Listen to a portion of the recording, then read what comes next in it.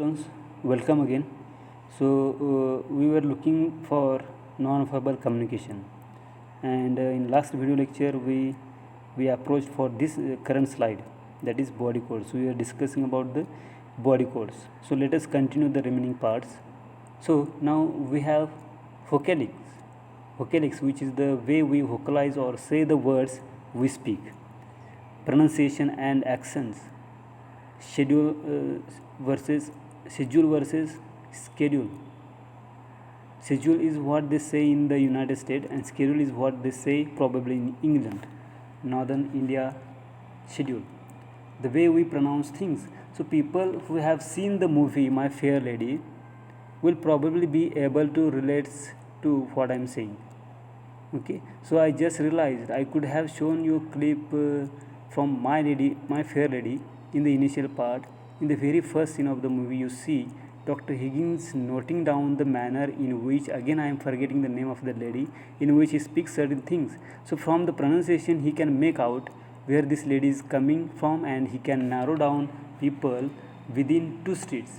In India, this is not. This is very common. You do not need to be a trained linguist in order to point out where a person is coming from, or in order to figure out which state a person belongs to and what a person has been exposed to.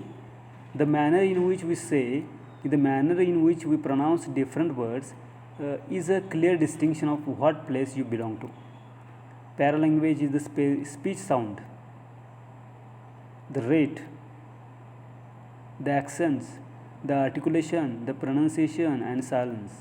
How we interpret silence depends on the culture we are coming from, depends on the training in, and again there is a whole body of research that deals with silence and its interpretation in different cultures.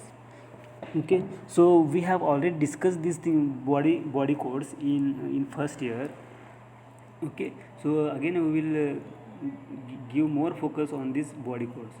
So let us see focal pauses and silence. Now if you listen to me, if I take a pause here, I'm just quiet.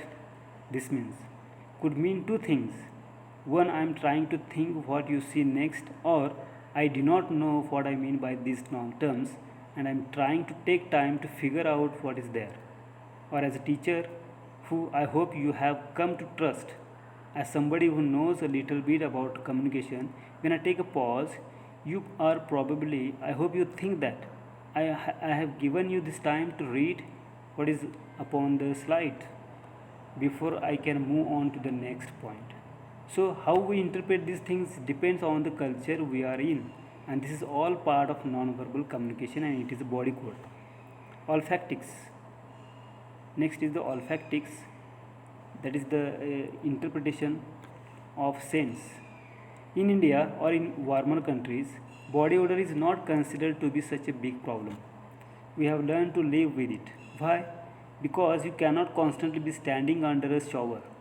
It is hot. You take a shower. You sweating while you are taking a shower in places like in the plains, in the plain areas, in the warmer parts of India. It is very hot. So we can shower all we want. We can put as much deodorant as we want. We still sweat, and we still start smelling bad towards the end of the day, unless we are sitting in an air conditioned room. So body odor is a part of our culture, and the same thing applies to the Middle East, where it is so hot. In colder places, where body odor is not such a big problem, anybody having slightly more strong body odor is considered to be unhygienic, and again this is something that concerns us. Now when you look at things outside, the definition of pleasant versus unpleasant smell varies. In India, we are used to the scents of hair oils, we are used to the smells of flowers, whereas in other cultures where these things are not so common, somebody using hair oil and somebody whose hair smells of jasmine or something could be considered to be very offensive, or we say you must brush your teeth before meeting. But in India, onions are supposed to prevent heat stroke. So what do we do at lunch? We take raw onion and we eat up and the minute I open my mouth in a meeting, people do this. Do they do this among Indians? No, we are all smelling of onions. But when we go in the West, we make sure we stop eating raw onions and raw garlic. Why? Because they will make us sting. So, all this is a body code. The next is physical appearance: shape, size, proportions, color of different body parts, and our treatment of the different parts of our body. For example, hairstyle, treatment of nails, etc. That again is how we send our signals into the environment. Person like me, you will say, she is not fit, she is not taking care of her body, she is fat, she is this, she is that, she is wearing glasses. You could have used contact lenses for this. Why are you still wearing glasses? It goes with profession. I look my professional. I cannot wear glasses when I am going out for a party or something. Or if I wear a model, I would probably not be doing this. But here it goes with the profession. It makes me look more intelligent than I am probably. Again, that is a joke. I hope you perceive me as somebody who know what he is talking about. Okay, so contact codes. Again, these are the signals that we send out into the environment. Haptics deals with touch, how our touch is perceived by the people in our environment. Functional or professional. Okay, functional or professional touch is like a handshake. So if there is another person, I would demonstrate it. But light clasping of the person's hand, just lightly holding the other person's hand. Okay, imagine that these are the two different people, and lightly holding the person's hand and giving it a slight shake and then releasing the person's hand, and that is in the Western culture. So what do we do in India or in very high context cultures? You hold on to the person's hand. You use the other hand to hold on to the person's forearm. If you are really comfortable, and then you shake the forearm, it is considered okay. But these definitions have been again given to us, or these categories have been given to us by researchers. So let us see. Functional touch is the professional touch, the kind of touch, the amount of touching you would do in a professional space.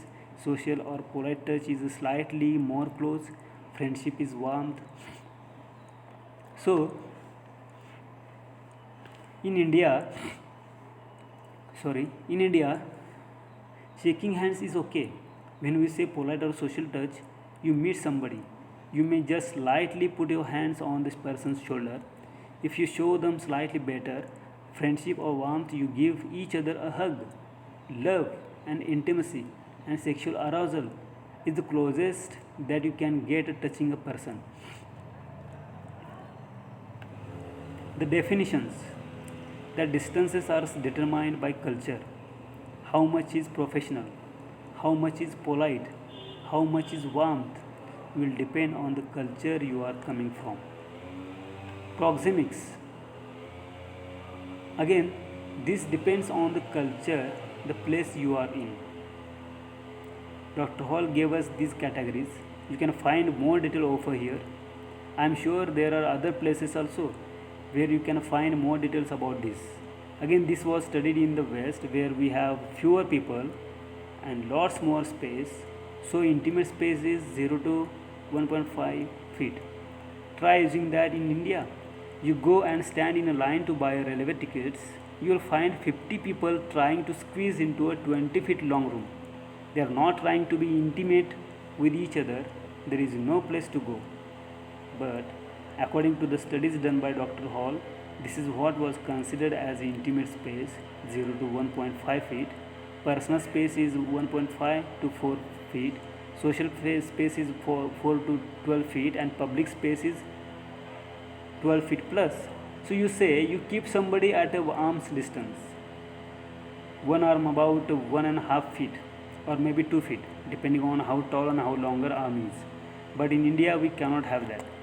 So as long as I'm not touching you, it is a professional space. If I'm piling on you, then it becomes little more uncomfortable, but even that is okay.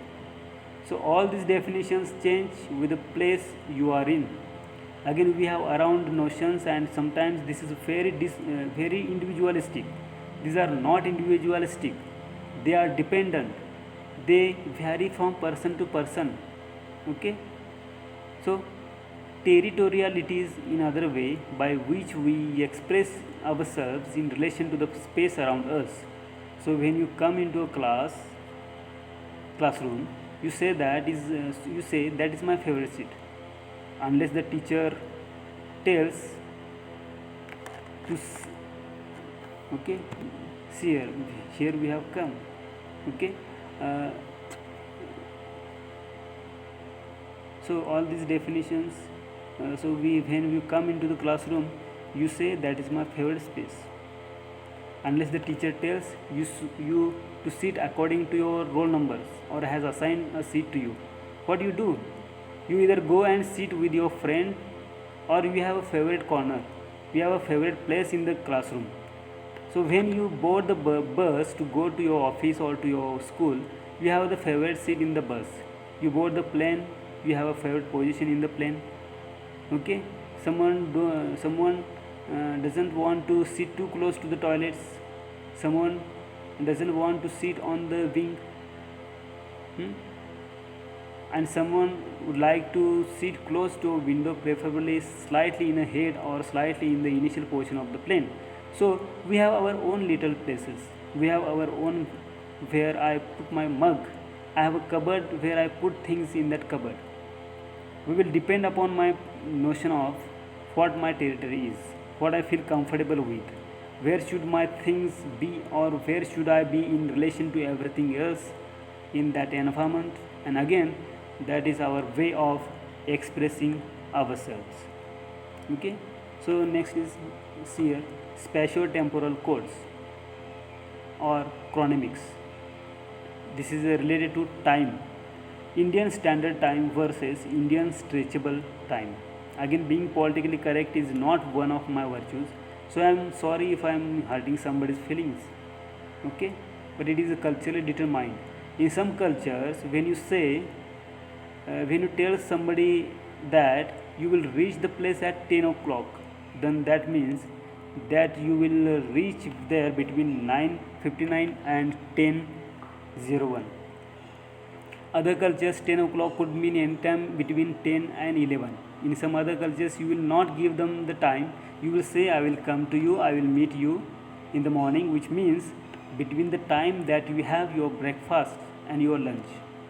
Okay, so the artifacts we carry, color of clothes we wear, what the shape of the frame of our glasses, so stuff like that.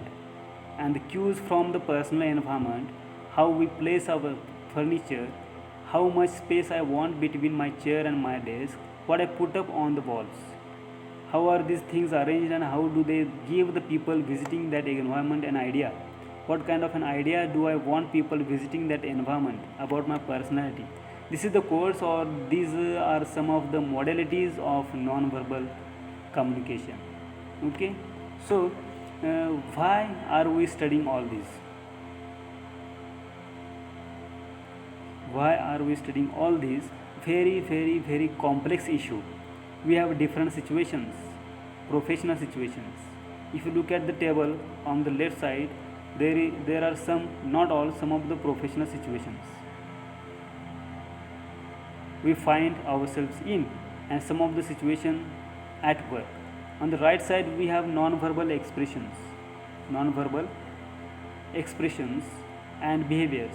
We have higher management, we have management of facial expressions, we have proxemics, haptics, chronemics, language, vocalic, etc. We have to learn to apply each of these things to each of these situations in a manner that the people that we are interacting with do not feel offended, or the comfort zones in a manner that our comfort zones align with the comfort zones of the people we are interacting with, and we get our work done also.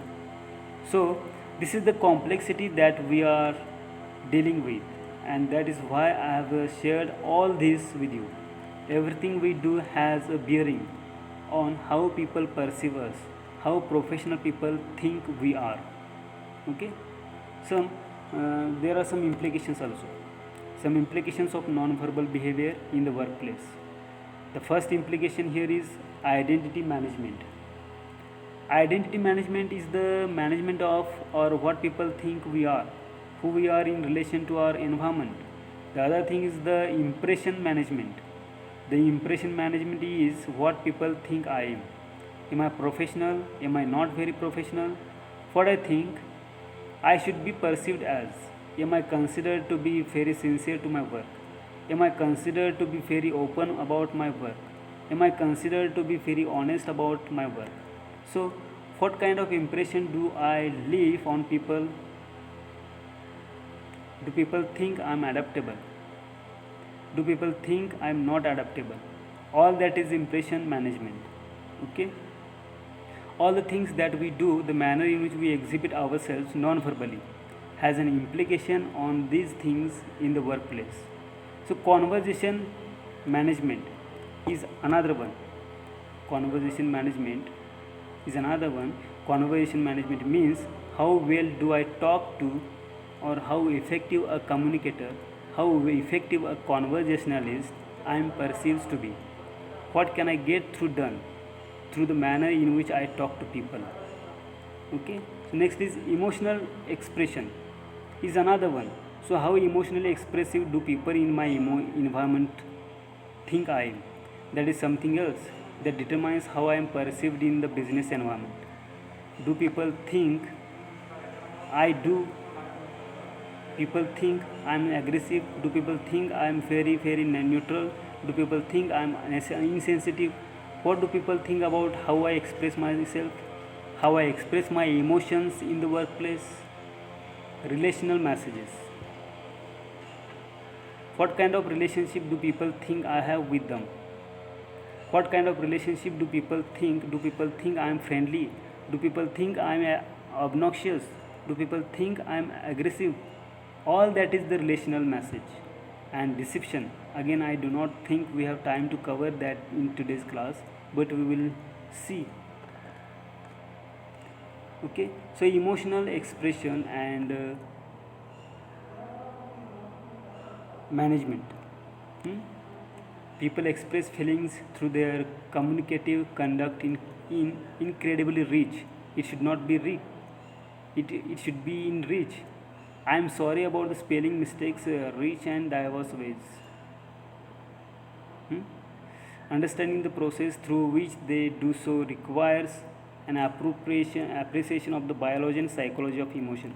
So we express ourselves through what we are feeling, through the expressions, through the manner in which we deal with people, and in order to understand what is coming at us, in order to interpret what is coming at us, we need to understand the interplay between what a person is feeling biologically, and this is the connection who I am in relation to what I have been trained to do in relation to my age, in relation to my environment, in relation to my professional understanding.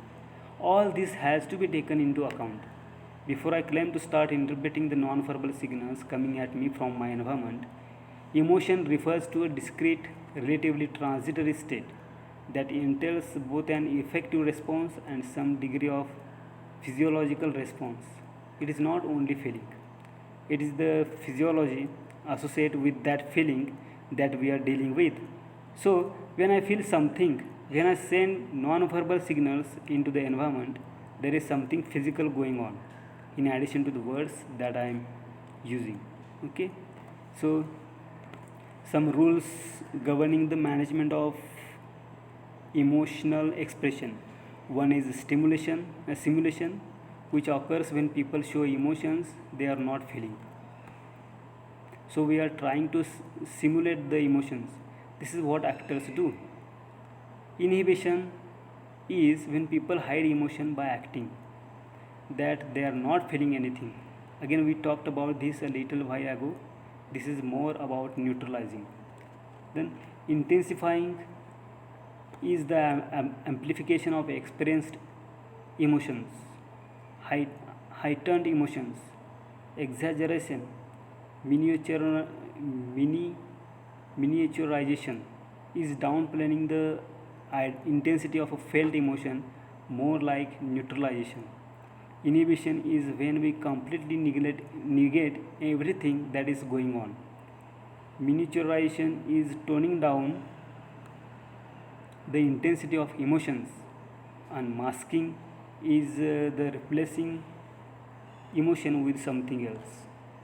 Okay, so some dimensions of relational communication. Again, these are the manifested in and through verbal, combination of verbal and non-verbal communication. How do we express our relationships in the workplace? It could be intimacy depending on how we share our non-verbal signals with others in the environment. Emotional arousal or activation, the level of intimacy, how connected we feel to the person we are dealing with, what kind of emotions are aroused in our hearts, in our minds regarding that person. Dominance, where do we think we stand in relation to that person. As far as the hierarchy of things is concerned, am I senior, am I junior, am I apart? Similarly, where can I find a common comfort zone? Formality, what level of formality is expected of me, and what levels of formality do I expect from another person.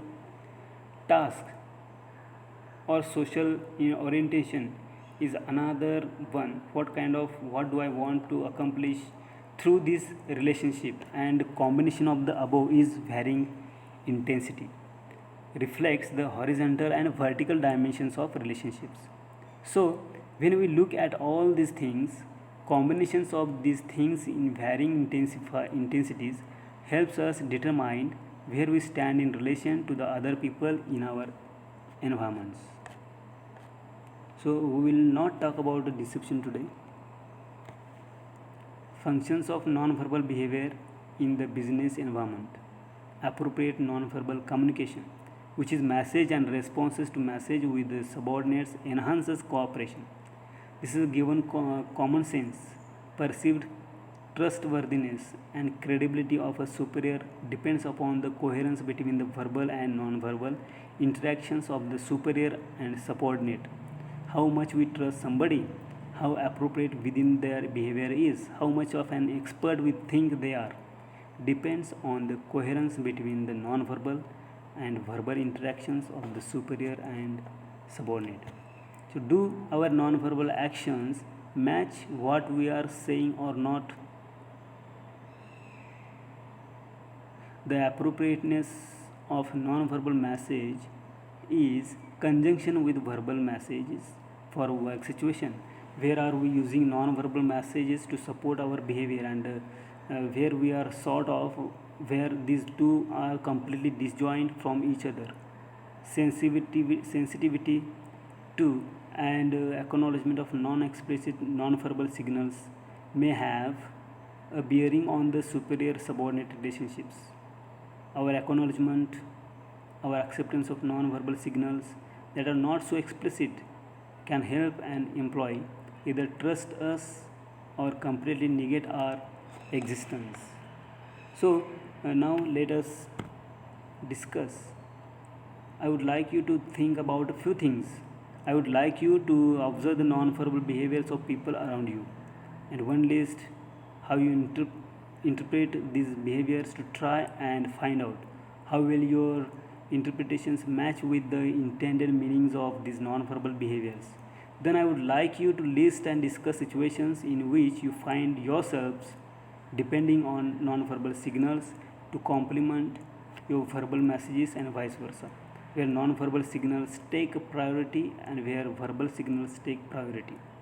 I would also like you to now watch this clip. It is given here in next slide. It is given the uh, link regarding that clip, and discuss the implications of what you see and hear in this clip for your professional environment.